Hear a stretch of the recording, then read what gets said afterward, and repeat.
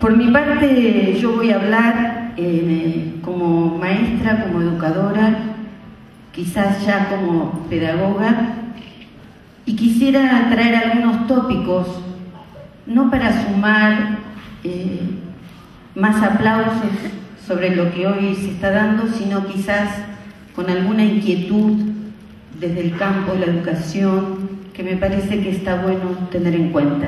En primer lugar, quisiera plantear que me parece que quienes educamos necesitamos hacer un ejercicio cotidiano de alargar la mirada.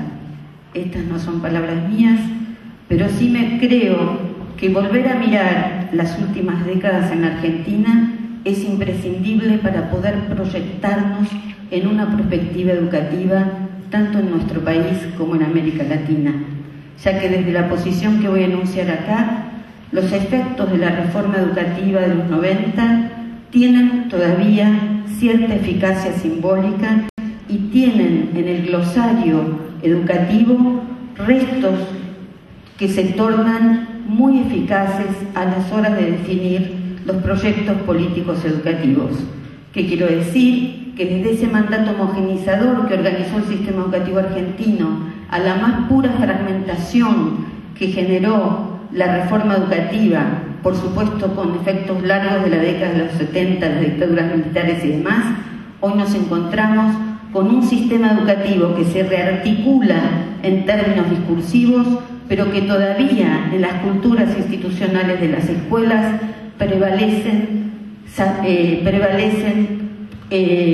perspectivas muy individualizantes, culturas institucionales que siguen culpabilizando al otro o que todavía no logramos democratizar suficientemente nuestras escuelas, porque para eso hay que imaginar otros sentidos, imaginar otras escuelas, pero hay que materializar los tiempos y los espacios necesarios para que los colectivos docentes tengan posibilidad de poner en discusión de qué modo transformar las prácticas educativas.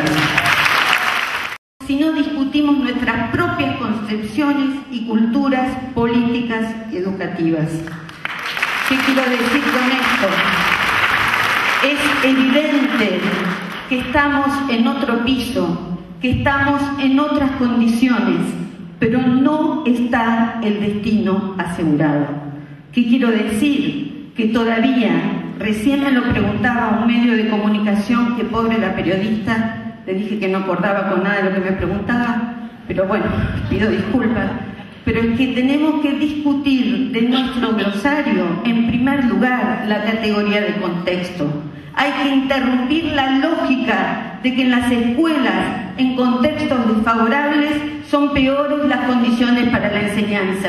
Necesitamos, con mejores condiciones de trabajo, con mejores edificios, con más tiempo y espacio institucional para discutir democráticamente, tenemos que discutir nuestras representaciones. La pobreza no es solo del orden de lo material, sino también tiene un enorme peso simbólico.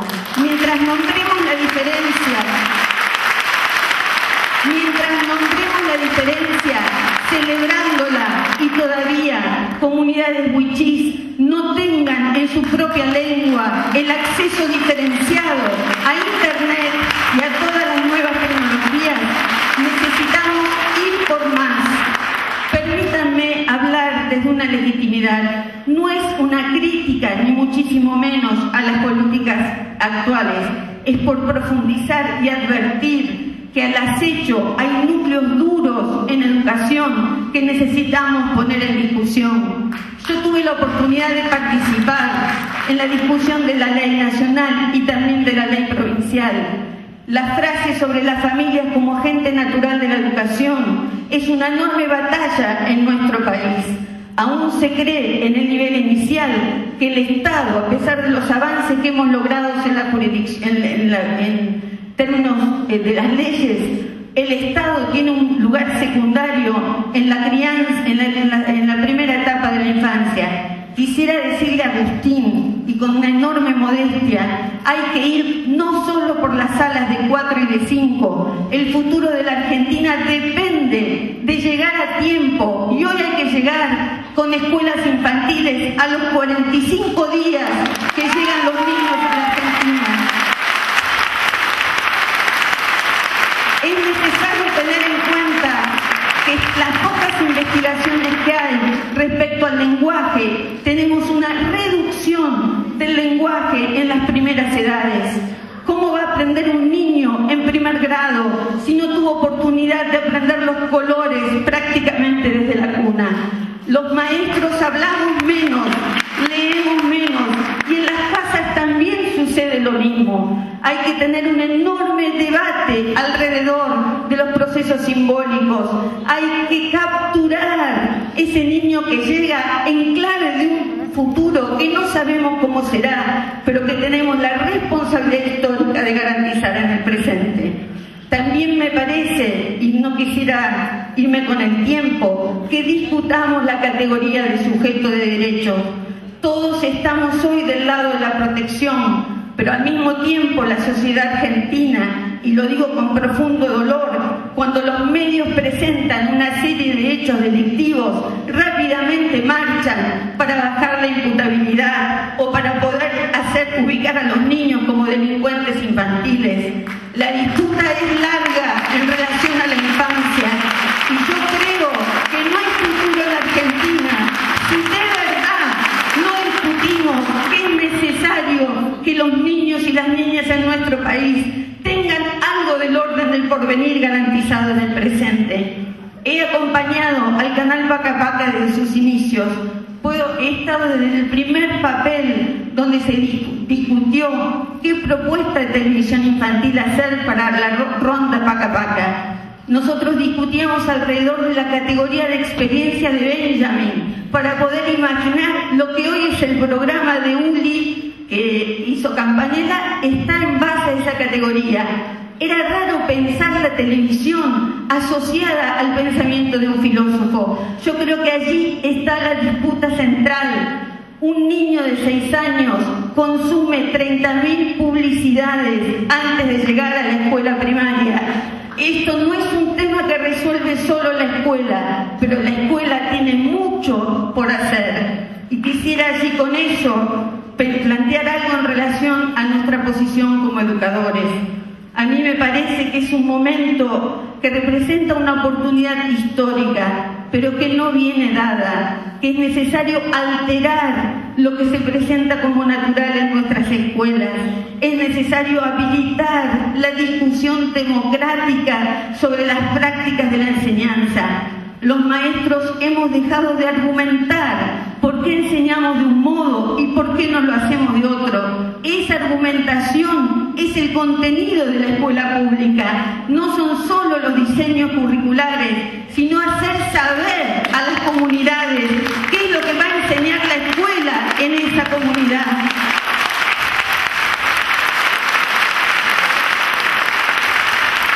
Tenemos que resolver el tema del reparto. Yo me niego a considerar que en la cuna los chicos necesitan más folclore puneño o lo que sea, y no lo digo peyorativamente. Necesitamos tener esa tensión entre lo universal y lo particular, que reconozca la singularidad, pero sin eliminar la posibilidad de lo universal y lo general. En todos los puntos del país es necesario repartir saberes, repartir sueños, repartir posibilidades. No somos nosotros los educadores los que les enseñemos la posibilidad de comprender el mundo en que viven, que es bastante complejo para comprender. Cuando hoy, con 2.200 millones, creo, de televidentes, vieron al hijo de la reina, no sé qué, y al mismo tiempo 3.000 millones de personas en el planeta están en situación de pobreza extrema.